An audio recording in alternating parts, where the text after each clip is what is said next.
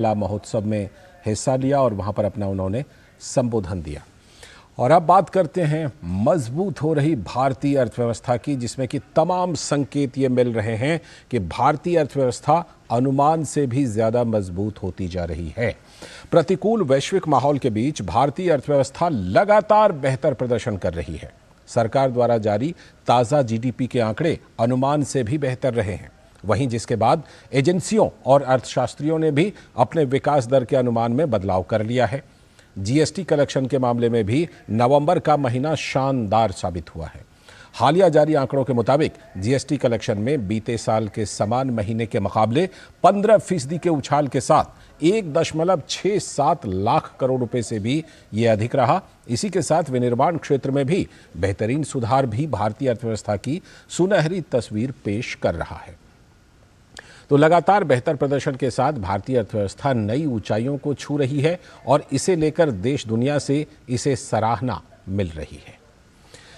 तो इसी पर आज हमारे साथ चर्चा करने के लिए हमारे दो खास मेहमान जुड़ रहे हैं। मनोज पंत जी हैं जो कि हमारे साथ जुड़ रहे हैं, अर्थशास्त्री हैं और फॉर्मर वीसी हैं आईआईएफटी के। बहुत बहुत स्वागत मनोज पंत जी आपका इस खास प्रोग्राम में।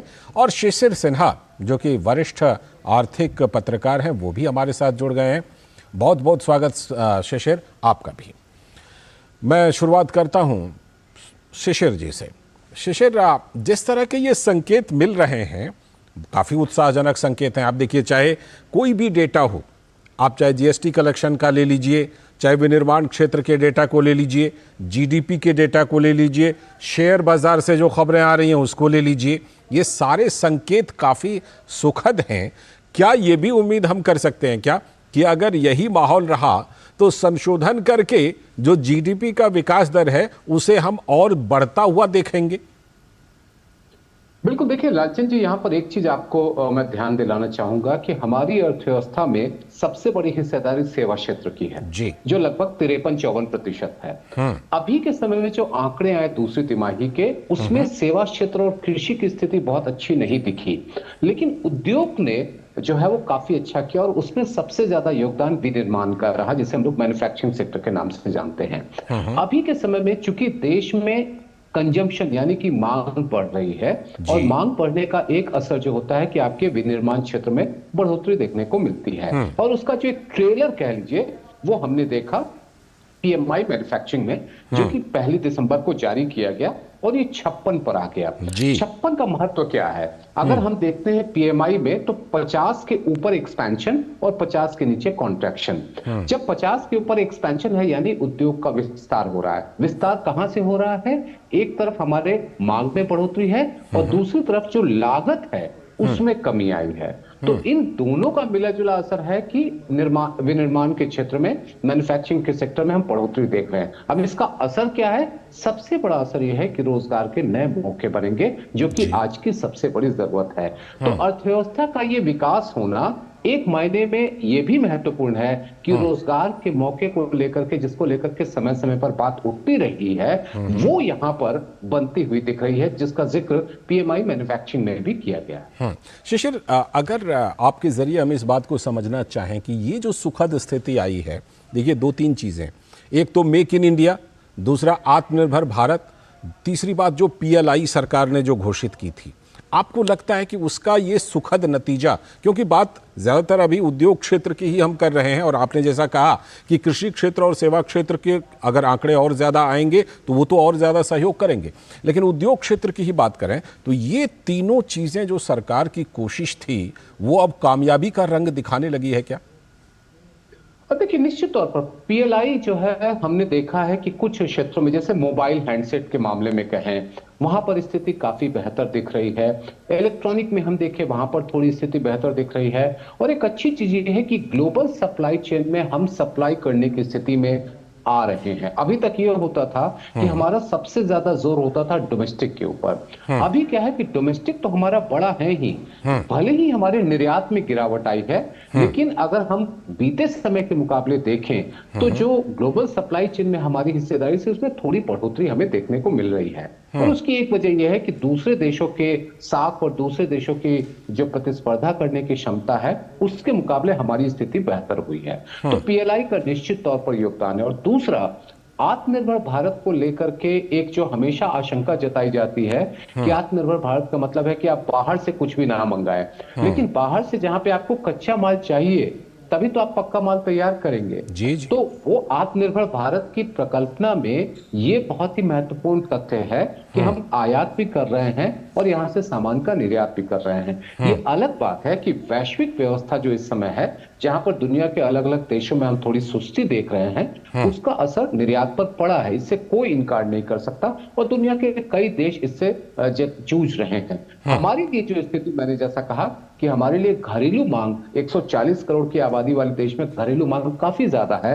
और उसका मैं एक और सबूत आपको दे सकता हूं कि नवंबर के महीने में जो अक्टूबर के महीने में जो ईवे बिल का था वो लगभग 10 करोड़ के ऊपर गया था। ये ईवे बिल क्या है? जो सामान फैक्ट्री से बाजार में जाता है और जिसकी कीमत 50,000 रुपए से ज्यादा, उसके लिए ईवे बिल जारी करना होता है जीएसटी व्यवस्था के तहत। जब वो 10 करोड़ के ऊपर हो गया तो सामान तभी जा रहा है जब बाजार में मांग है। जी बिल्कुल। तो ये सारी चीजों का प्रयास है। ठीक है, आपको विदा दूं, लेकिन उससे पहले एक और सवाल आपसे जरूर पूछ लेता हूं। पीएमआई 56, जीएसटी कलेक्शन 1,60,000 करोड़ रुपए, 15% के उछाल के साथ।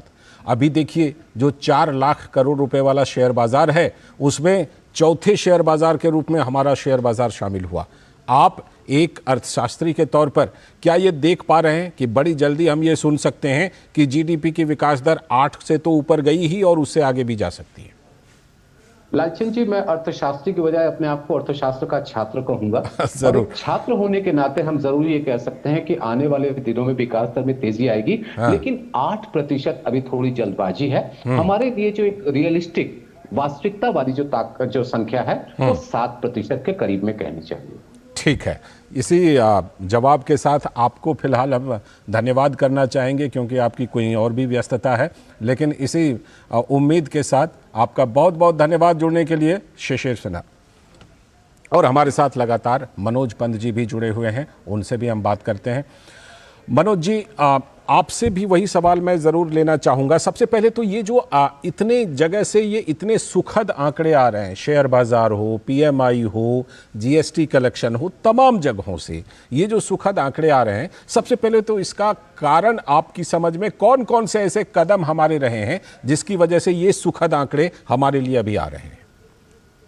देखिए, सबसे मेजर फैक्टर मैं कहूँगा कि आज के दिन क्या कुछ एक साल से बैंक्स के पास बहुत पैसा आया है।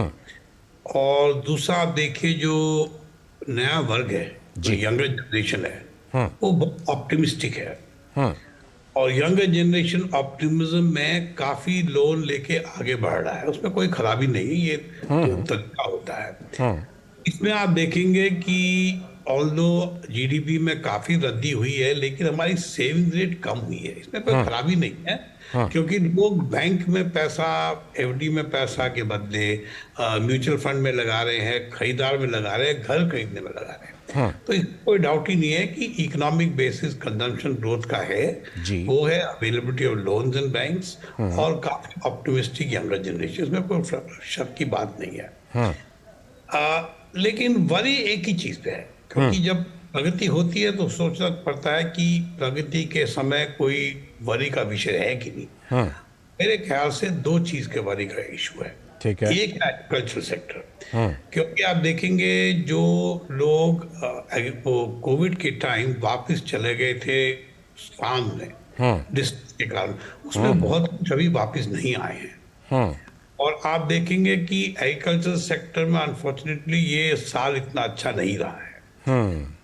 1-2 साल हमारे लिए एग्रीकल्चर सेक्टर बहुत अच्छे रहे थे, बिकॉज यूक्रेन क्राइसिस के चक्कर दुनिया में गेहूं जैसी चीजों की बहुत डिमांड बढ़ गई थी। हाँ। क्योंकि यूक्रेन से बंद हो गई थी, वो डिमांड अब बंद हो गई है। और अगर ज्यादा यहाँ से आप एक्सपोर्ट करेंगे तो डोमेस्टिक अवेलेबिलिटी की प्रॉब्लम होती है। आप देखिए आजकल ब्रोकन राइस पे तो एक्सपोर्ट्स हो गया, वीट पे भी हमेशा एक्सपोर्ट बैन लगा हुआ। तो एक वरी है कि एग्रीकल्चर सेक्टर की वो स्थिति नहीं रह रही है जो 3 साल पहले थी। तो इसमें क्या होता है कि ग्रामीण क्षेत्र में आर्थिक व्यवस्था की सिचुएशन इतनी अच्छी नहीं है। ये कैसे दिखती है हमको? ऐसे दिखती है कि आप देखेंगे जिन पदार्थों की वो शिशिर साहब ने बात की थी, ये ज्यादातर ऑर्गेनाइज सेक्टर और आप क्या कहेंगे अपर इनकम के लोगों का डिमांड है इसमें। जैसे कि रियल एस्टेट में अगर बूम हो रहा है तो लग्जरी हाउसिंग में, गाड़ियों में जब बूम हो रहा है तो अपर एंड गाड़ियों में, स्कूटर में बूम नहीं है, स्कूटर की मार्केट मंदी है। तो इसमें थोड़ी वरी है कि इस ये जो मैं कहूँगा 70-80% वर्ग है, इसका भी कहीं ना कहीं उधार आना पड़ेगा। ये अब दूसरी एक तो ये फैक्टर है। दूसरा मुझे सबसे ज्यादा ये है कि दुनिया में मंदी है। और ये मंदी कोई इंडिया की गलती नहीं है, मंदी होती है, मंदी काफी टाइम से चल रही है और ये मंदी चलेगी अभी कुछ साल, और खासतौर पर कोविड के बाद तो और ज्यादा है।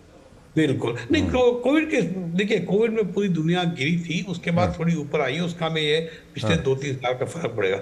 एक ही देश है जो इस समय काफी तेजी से बढ़ रहा है, वो यूएसए, उसमें कोई डाउट नहीं है। 3-4% ग्रोथ करना इतनी बड़ी इकोनॉमी के लिए बहुत बड़ा है। और ऊपर से चाइना की ग्रोथ नेगेटिव है, उससे भी फर्क पड़ता है। तो ये दुनिया वर्ल्ड की जो क्लाइमेट है, वर्ल्ड जो मैं कहूँगा global, this is the biggest worry. इसलिए मेरे को लगता है कि जो शिशिर साहब मैंने शायद उन्होंने कहा था कि 7% ग्रोथ, मेरे को लगता है थोड़ा ज्यादा ऑप्टिमिस्टिक है। अच्छा, ठीक है कि अगले कुछ सालों में आप 5-5.5% ग्रोथ की अच्छी बात है। लेकिन मनोज पंत जी, जैसा आप भी कह रहे हैं और शिशिर भी कह गए कि जो कृषि क्षेत्र है वो दुर्भाग्य से अभी उस तरह का प्रदर्शन नहीं कर पा रहा है।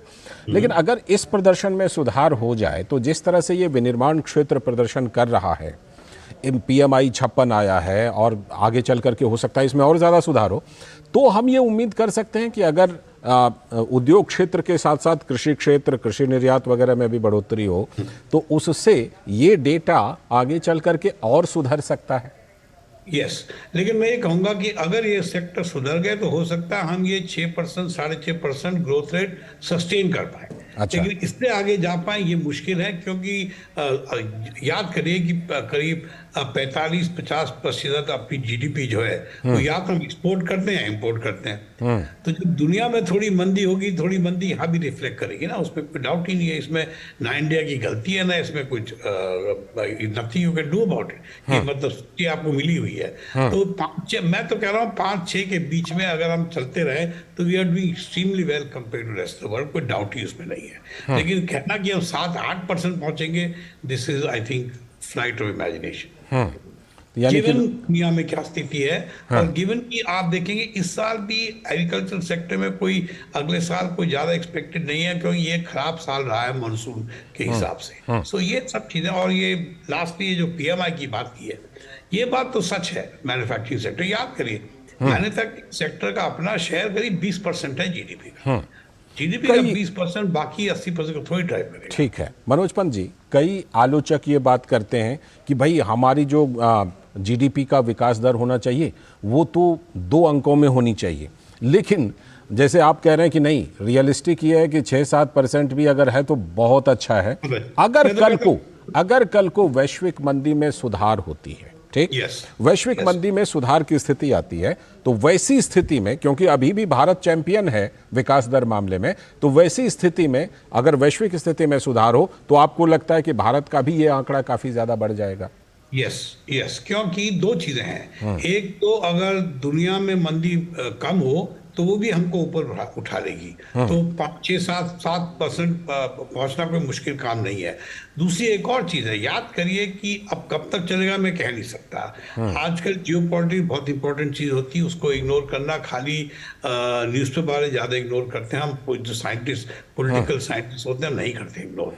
तो आप देखिए कि आज के दिन ये कोई डाउट ही नहीं है कि चाहे वो कितनी अपनी स्थिति इंप्रूव कर लें पॉलिटिकली, चाइना से दुनिया थोड़ा अलग हट रहा है। हट का इसका मतलब ये नहीं कि चाइना छोड़ रहा है, लेकिन दूसरे ऑप्शन देख रहा है। अगर उस दूसरे ऑप्शन में हमको करीब 15% शेयर भी मिल जाए तो हम ये 6-7% को 7%, 8% तक पहुंचा सकते हैं।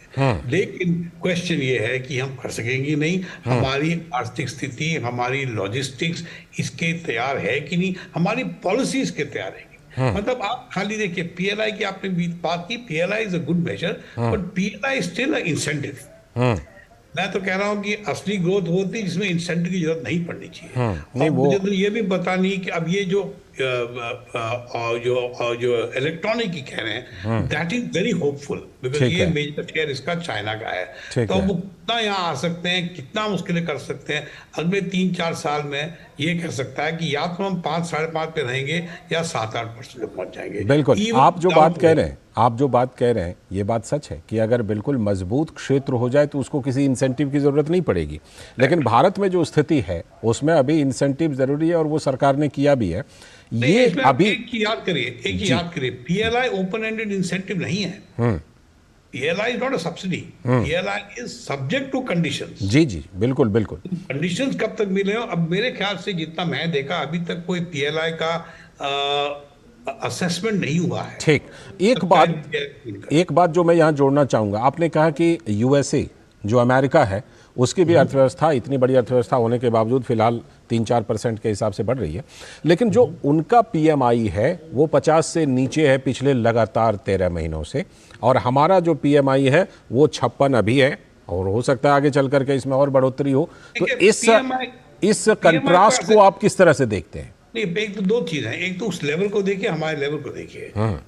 वहाँ आप देखें 25% दुनिया शेयर का GDP उसमें ये हो रहा है, और यहाँ इंडिया में 8-9% वर्ल्ड GDP की शेयर में ये हो रहा है। तो एक तो बेस लेवल बहुत अलग अलग हो गया, कंपेयर नहीं कर सकते आप। ये तो वो बात कहनी है कि हमसे लोग क्यों लड़ते हैं, अमेरिका से लड़ते क्यों नहीं, इसका आंसर मैं क्या दूं, एक्सेप्ट जियोपॉलिटिक्स, राइट? तो इसमें that is different issue. Secondly PMI को आप, PM is index based on a country, इसको आप इंटर कंट्री कंपैरिजन पे ना लगाइए, ये कंपेरेबल नहीं होता। तो उसका आई थिंक अमेरिका से कंपेयर करना is not the right thing to do. ठीक है, हम आते हैं अपने शेयर बाजार पर। शेयर बाजार में अभी खबर आई कि बुधवार को शेयर बाजार ने 4 लाख करोड़ को पार किया, और दुनिया की जो टॉप 4 इंडेक्स हैं उसमें हमारा BSE शामिल हुआ। ठीक, ये और शेयर बाजार में हम लगातार मजबूती देख रहे हैं, चाहे निफ्टी के सेंसेक्स हो या फिर BSE सेंसेक्स हो, उसमें लगातार हम देख रहे हैं कि उसमें काफ़ी ज़्यादा उछाल आ रहा है, मजबूती आ रही है।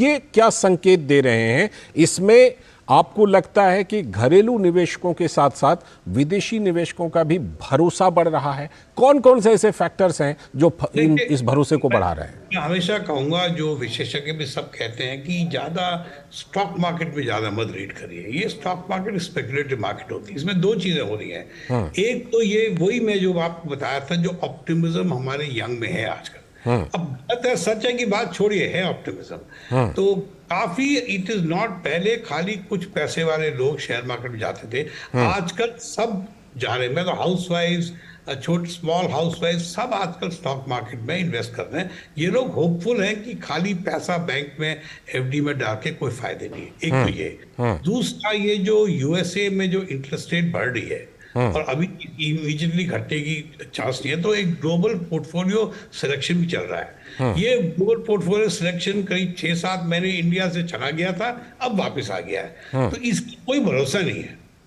लेकिन आई थिंक सबसे भरोसा ये, मेरे ख्याल से सबसे बड़ी चीज ये है कि इंडियन मार्केट जो है is getting more widely held. इसका यूज करते हैं काफी लोग, अब शेयर मार्केट में लग गए। खाली 2-3 बड़े लोगों, इंस्टीट्यूशंस की शेयर मार्केट नहीं रही, ये सबसे पॉजिटिव बात है। लेकिन इसमें GDP करेक्शन ना करिए, क्योंकि ये भी हो सकता है कि कंट्री रिसेशन में हो लेकिन स्टॉक मार्केट इज बूमिंग, तो कोई नेसेसरी लिंक नहीं है इन 2 चीजों ये ठीक है। प्रोफेसर मनोज पंत जी, आप बिल्कुल सही कह रहे हैं कि अगर इसको अकेले आप बिल्कुल देखेंगे तो निश्चित रूप से ये फैक्टर नज़र नहीं आएगा। लेकिन जब हम ये देखते हैं कि शेयर बाजार का सेंसेक्स लगातार, अगर ये बात है कि उसमें उछाल भी होते हैं, गिरावट भी होते हैं, लेकिन अगर मान लीजिए ये लगातार बना हुआ है, 65,000 से ऊपर बना हुआ है लगातार बीएसई, तो वो उसके बाद उससे नीचे नहीं आता, कभी 67 जाता है तो 66 आ जाता है, तो उसमें कम से कम बाकी संकेतों के साथ अगर इसको मिला करके देखा जाए तो एक अच्छी तस्वीर जरूर सामने आती है। इट इज पार्ट ऑफ, जो कहेंगे अंग्रेजी में कहते हैं फील गुड फैक्टर। ये फील गुड फैक्टर है, इसमें इट सेज कि कंट्री का वेल्थ का लेवल बढ़ रहा है, लेकिन ये कब तक बढ़ता रहेगा ये कहना बड़ा मुश्किल है। और बाकी जो हमने बातें की वो मेरे लिए ज्यादा पॉजिटिव रिस्पॉन्स है, लेकिन ये फील गुड फैक्टर में एक है जी। अगर इस समय शेयर मार्केट बड़ी तेजी से गिर रही होती तो वरी का मामला है। ये शेयर मार्केट बड़ी अजीब चीज है, अगर गिरती है तो बहुत वरी की बात है, अगर बहुत ज्यादा बढ़ती है तो कह नहीं सकते कब गिरेगी। बिल्कुल अजीब सी चीज है, लेकिन it is part of the feel good factor, इसमें कोई शक नहीं है। अच्छा, आप जैसे कि कहा जाता है कि बहुत सारे ऐसे फैक्टर हैं जो इन चीजों में भरोसे को तय करते हैं, क्या इसमें कोई राजनीतिक बदलाव या राजनीतिक स्थायित्व जो है उसका भी कोई रोल होता है क्या? जैसे अभी खबर आ रही थी कि जो अलग अलग सर्वे आ रही हैं उससे भी कहीं ना कहीं कि कौन सी पार्टी जो है वो आगे है और कौन स्थायी सरकार देती है, इन सब चीज़ों का भी भरोसे में कुछ फर्क नहीं पड़ता। आपको लगता है कि निवेशक इन चीज़ों को कंसीडर नहीं करते हैं? ये हम कहते हैं ना, इसको लोगों ने इंटरनलाइज कर लिया है। लोगों ने ऑलरेडी अपना, फॉर जो लोग जिस लोगों की बात कर रहे हैं वो तो वोट भी करके आए हैं ना, वो कोई अलग दुनिया में थोड़ी रह रहे वोटर, और हम अलग दुनिया में जो इकोनॉमी की बात कर रहे हैं, ये सब लोग इंटरनलाइज कर देते हैं, इसमें ऐसा कोई फर्क पड़ता नहीं है। मेरे ख्याल से एक पार्टी जीते या दूसरी पार्टी जीते, इससे कोई फर्क नहीं पड़ता। इंपॉर्टेंट चीज ये है कि लोकतंत्र बना रहे, बस। वो तो ठीक है, वो आप बिल्कुल आदर्श बात सही कह रहे हैं, लेकिन एक स्थिति लेते हैं। मान लीजिए कि निवेशकों को ये खबर पता चले कि भाई कोई एक स्थायी सरकार रहेगी, और निवेशकों को दूसरी तरफ ये पता चले कि सरकार जो है वो कई पार्टियां मिलकर के किसी तरह की एक अनस्टेबल सरकार बना सकती हैं, तो ऐसी स्थिति में आपको लगता है कि भरोसे में फर्क होता है? बिल्कुल, इसमें कोई डाउट ही नहीं है, लेकिन क्या सरकार भरोसे की क्या नहीं है ये तो वोटर तय करता है। लेकिन ये बात है कि जहां पर उनको अस्थायी सरकार मिलने की उम्मीद है वहां उसके अगेंस्ट वोट करेंगे, चाहे वो स्टेट में हो ना। बिल्कुल, ये कोई डाउट नहीं, इसमें कोई, इसमें ये तो मैं कहूंगा ये तो ट्रू बाय डेफिनेशन डेमोक्रेसी में, ये तो ट्रू बाय, कोई मैं अपने पाँव में थोड़ी कुल्हाड़ी मारूंगा। जी जी जी, सच बात है ना, ये तो ट्रू बाय डेफिनेशन। बिल्कुल, कहीं ना कहीं ये सब चीजें आपस में जुड़ी हुई तो हैं। बिल्कुल बिल्कुल। कोई, मैं पहले कहा था आपसे कि जर्नलिस्ट इकोनॉमिक्स को खाली देखते हैं, हम जो इकोनॉमिस्ट हैं हम हमेशा इकोनॉमिक्स को पॉलिटिकल इकोनॉमी से ज्वाइन करते हैं, ये बहुत जरूरी है, इसको भूलेंगे तो बहुत नुकसान है। ठीक है, ये जो आंकड़े अभी आप देख रहे हैं, आपने कृषि निर्यात की बात की कि जिस समय रूस यूक्रेन युद्ध हुआ उस समय गेहूं की मांग में बड़ी तेजी आई और कृषि निर्यात बढ़ा भी, लेकिन आगे चल करके हम ऐसा और क्या कर सकते हैं जिससे कि ये जो निर्यात है, निर्यात कृषि निर्यात हो, औद्योगिक निर्यात हो, ये हमेशा जो है भारत का मजबूत रहे और ज्यादा इस चीज को हासिल कर पाए? एक ही तरीका है, और ये पुराना रहा है, ये पॉलिटिकल इकोनॉमी में बहुत फंसा हुआ है, अनफॉर्चुनेटली होता है, इसमें कोई डाउट नहीं है, कोई खराबी नहीं है। जब तक इतने लोग, जब तक 48% लोग एग्रीकल्चर से मेन इनका पेश जुड़ा रहे तो आगे मूव करना बड़ा मुश्किल है, क्योंकि 48% लोग की जिंदगी ज्यादा एग्रीकल्चर से लगी हुई है, लेकिन एग्रीकल्चर का जीडीपी में शेयर मुश्किल से 15% है। तो जब तक ये लोग कृषि क्षेत्र से निकल कर, ये नहीं मैं कह रहा हूँ कि अर्बन एरिया में, लेकिन non agriculture, non land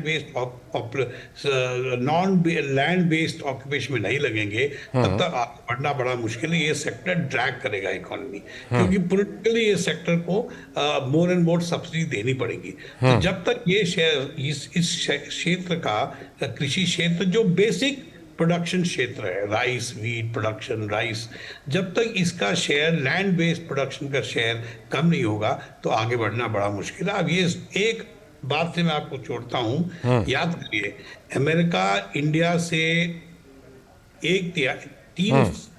3 time बड़ा है जी, 3 टाइम्स उसकी पॉपुलेशन, 3 टाइम्स उसकी एरिया ज्यादा है, और 3 टाइम्स हमसे ज्यादा उनकी जीडीपी है, और 1/3 इनकी पॉपुलेशन है। तो आप सोचो कि आपकी डेंसिटी ऑफ पॉपुलेशन कितनी है और अमेरिका की डेंसिटी पॉपुलेशन कितनी है। बिल्कुल, तो फिलहाल तो कोई तुलना ही नहीं है। सही अब बात। तो क्या आप कभी आप एग्जैक्टली लैंड बेस्ड एक्सपोर्टर बन सकते हैं कि नहीं बन सकते। तो ये तो मैं हमेशा कहता रहा हूं कि agriculture structural change has to take place. ठीक है, उन सारी चीज़ें रियलिस्टिक हैं कि कब से अमेरिका के सफ़र की शुरुआत हुई, कब से हमारे सफ़र की शुरुआत हुई, और तमाम चीज़ें मैं आपके पास लौटूंगा और चर्चा को हम जारी रखेंगे। लेकिन उससे पहले मैं ज़रा कुछ रिपोर्ट भी दिखाता हूं। अच्छे ग्लोबल संकेतों के बीच बाजार में दिसंबर महीने के पहले दिन रिकॉर्ड तोड़ तेज़ी दिखी। बेंचमार्क निफ्टी तो रिकॉर्ड ऊंचाई पर पहुंच गया। निफ्टी 135 अंकों की तेजी के साथ अपने पिछले उच्चतम स्तर 20,192 को भी लांघ कर 20,268 पर बंद हुआ। कारोबार के दौरान सूचकांक 20,292 तक भी पहुंचा था। सेंसेक्स भी 493 अंक चढ़कर 67,481 पर बंद हुआ। सेंसेक्स 15 सितंबर के अपने उच्चतम बंद स्तर 67,839 से महज 358 अंक ही पीछे है। बीते 5 महीनों में सूचकांकों के लिए ये सबसे अच्छा हफ्ता साबित हुआ। बाजार में ये तेजी सकल घरेलू उत्पाद यानी जीडीपी के आंकड़े उम्मीद से भी बेहतर रहने की वजह से आई है।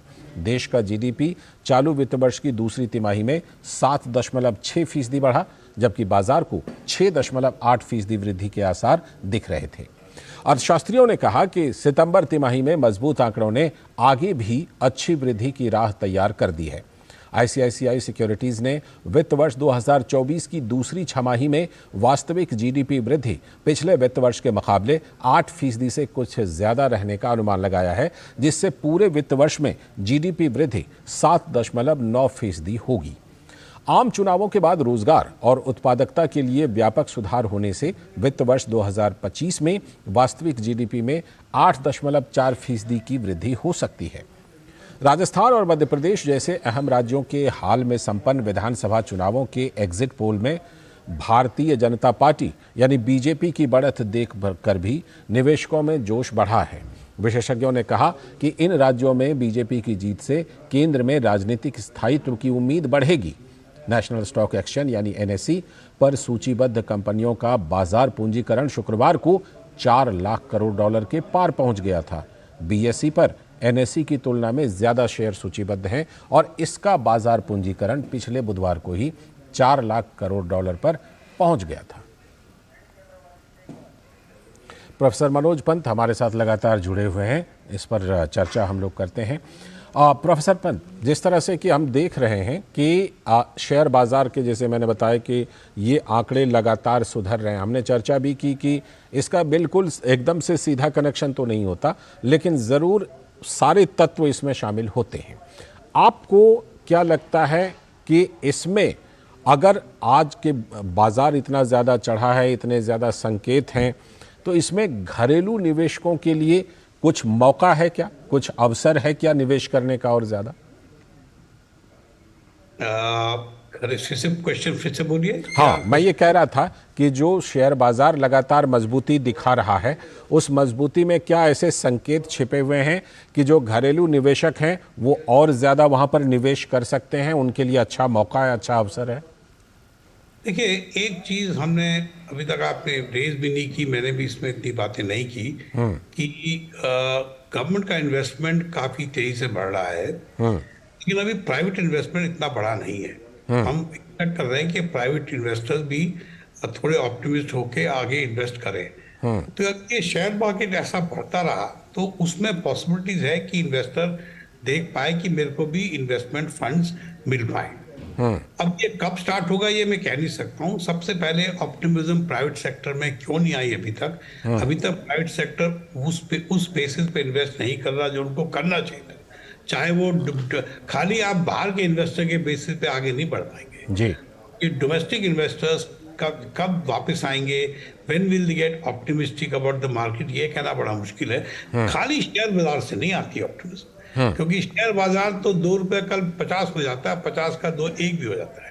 तो ये इन्वेस्टमेंट की कोई इसमें इशू नहीं है। लेकिन ये है कि जब अगर शेयर बाजार काफी टाइम तक चलता रहा तो इसमें नए इन्वेस्टमेंट ऑफर्स आते रहते हैं और नए आईपीओ जो आते हैं, दे नॉर्मली उससे कंपनीज अपने इन्वेस्टमेंट को, एक्सपेंशन को फाइनेंस करती है। अब ये कब होगा मैं कह नहीं सकता फ्रैंकली, अभी इट डिपेंड्स कि ऑप्टिमिज्म कब आए। ठीक है, आपने पीएमआई की बात में ये कही कि ठीक है कि अमेरिका से या बाकी बहुत सारे देशों से तुलना, डायरेक्ट सीधी तुलना हम नहीं कर सकते, लेकिन अगर पीएमआई में हम देख रहे हैं कि चाहे अमेरिका हो चाहे यूरोप के कई देश हों, उनकी पीएमआई 50 से नीचे है और हमारी पीएमआई अगर 56 पर है, तो ये कम से कम एक ट्रेंड तो ये दिखा रहा है कि हमारा जो विनिर्माण क्षेत्र है वो सही रास्ते पर है, इसको और आगे बढ़ाने की ज़रूरत है।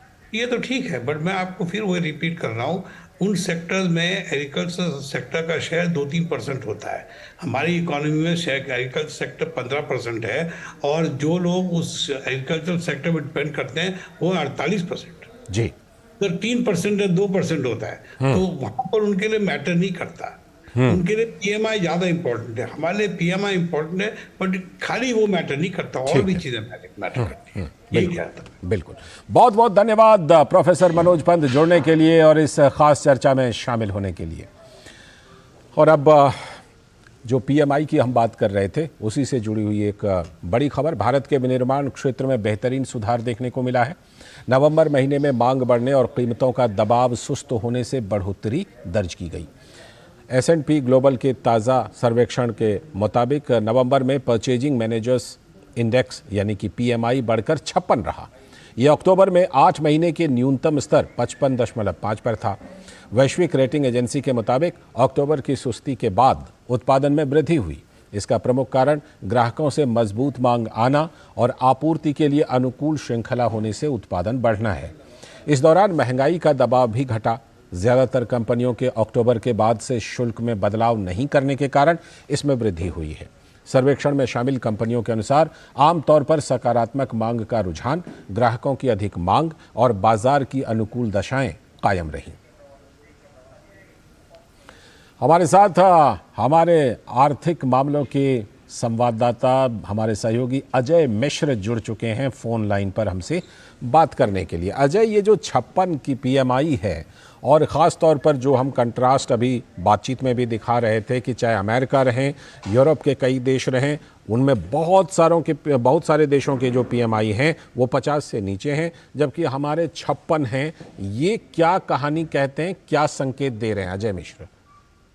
धन्यवाद लालचंद जी। देखिए, ये जो परचेजिंग मैनेजर्स इंडेक्स होता है वो एक ऐसा सर्वे होता है जो आपको बताता है कि मैन्युफैक्चरिंग में कितने नए ऑर्डर्स मिले। कोई भी कंपनी जो अपने उत्पाद बनाती है उनको पहले से ही ऑर्डर मिलते हैं और उसके आधार पर वो मैन्युफैक्चरिंग करती हैं। बहुत सारे उनके ऑर्डर्स पहले से बुक्ड होते हैं। तो ये सर्वे में कंपनियां बताती हैं कि उनको कितने ऑर्डर्स मिले हैं। 50 के ऊपर अगर कोई आंकड़ा होता है, इसका मतलब होता है कि उनके आंकड़े में पिछले महीने की अपेक्षा विस्तार हुआ है, बढ़ावा हुआ है, बढ़ोतरी हुई है। और अगर आंकड़ा 50 से नीचे जाता है, इसका मतलब उनकी मांग में, ऑर्डर्स की मांग में कॉन्ट्रैक्शन हुआ है, मतलब गिरावट आई है, उनकी ऑर्डर की मांग घट रही है। भारत के वस्तुओं की मांग बढ़ रही है, यही दिखाता है ये जो 56 है। और कई महीनों से लगातार आप देखिए तो 50 के ऊपर का यह आंकड़ा बना हुआ है। तो मैन्युफैक्चरिंग जो है अब एक नए चैंपियन के तौर पर उभर रहा है। जब सरकार को पता है कि रोजगार सबसे ज्यादा जो सृजन होगा वो आपके कंस्ट्रक्शन और मैन्युफैक्चरिंग में ही होगा।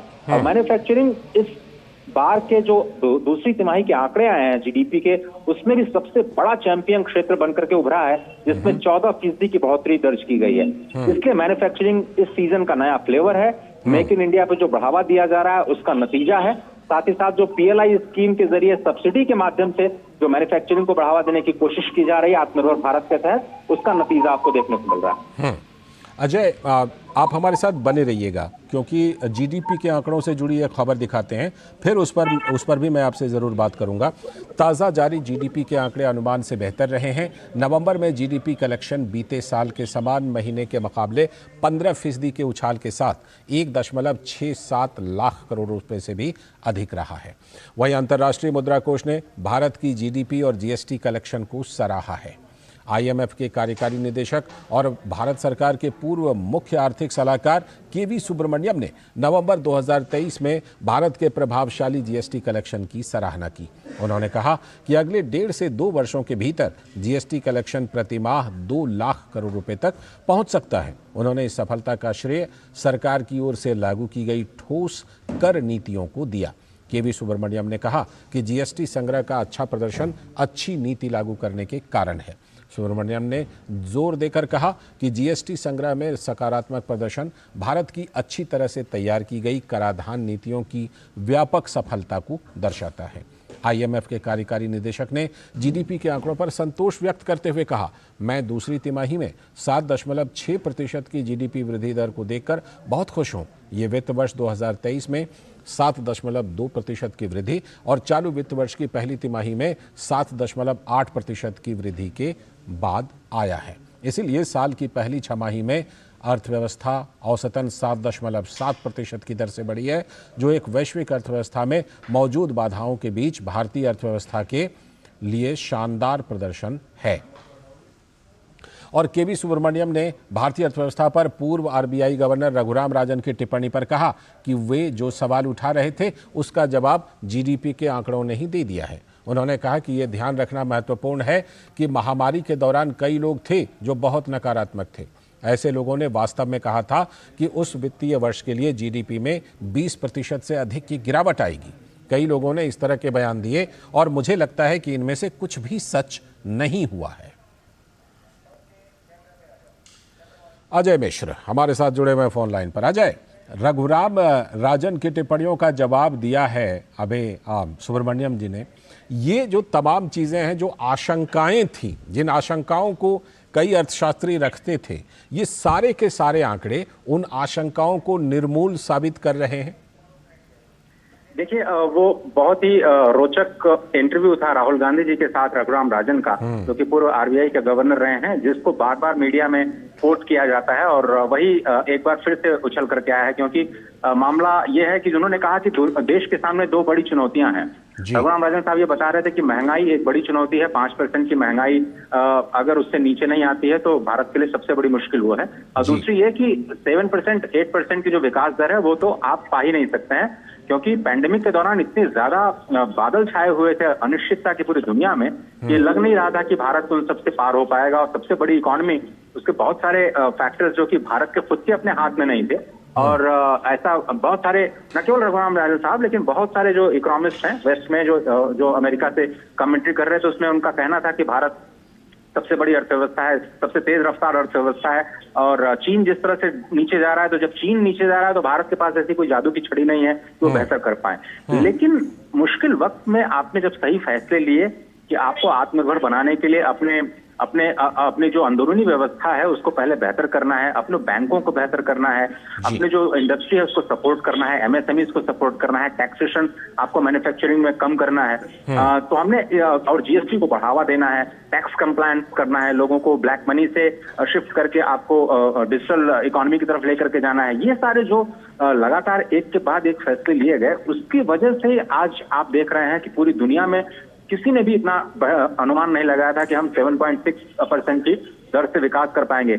एग्जैक्टली 1 महीने पहले जो अभी के गवर्नर साहब हैं आरबीआई के, उन्होंने ये कहा था कि आश्चर्य होगा, मुझे लगता है कि दूसरी तिमाही के आंकड़े सबको चौंकाएंगे। एग्जैक्टली 1 महीने पहले उनको ये नब्ज पता चल गई थी, जबकि उनका भी मजाक उड़ाया गया कि वो तो हिस्ट्री से उनका बैकग्राउंड है और वो एक अच्छे अर्थशास्त्री या फिर आरबीआई गवर्नर साबित नहीं होंगे। तो आप देखिए, एक के बाद एक लगातार शक्तिकांत दास साहब ने जिस तरह से इकोनॉमी में बैलेंस बनाए रखा ग्रोथ और इन्फ्लेशन को लेकर के, और कैसे पैंडेमिक से बाहर निकाला पूरी की पूरी अर्थव्यवस्था को, और अब जाकर के महंगाई भी काबू में आई है, जिससे पूरी दुनिया परेशान हो रही। तो एक तरफ तो हमने महंगाई पर काबू किया अपने ब्याज दरों की मौद्रिक नीति की वजह से, और दूसरी तरफ सप्लाई साइड में जो हमने मेजर्स लिए, जो उपाय लिए, उसकी वजह से हमारी जीडीपी बढ़ी।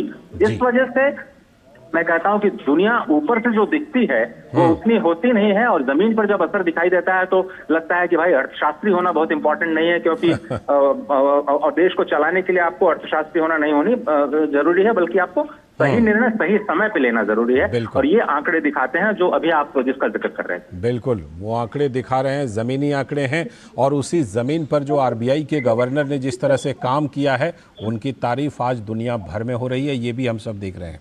बहुत बहुत शुक्रिया अजय जुड़ने के लिए और इस खास चर्चा में हिस्सा लेने के लिए। और इसी के साथ इस बुलेटिन में फिलहाल इतना ही, लेकिन डीडी न्यूज पर खबरों और कार्यक्रमों का सिलसिला लगातार जारी है। नमस्कार।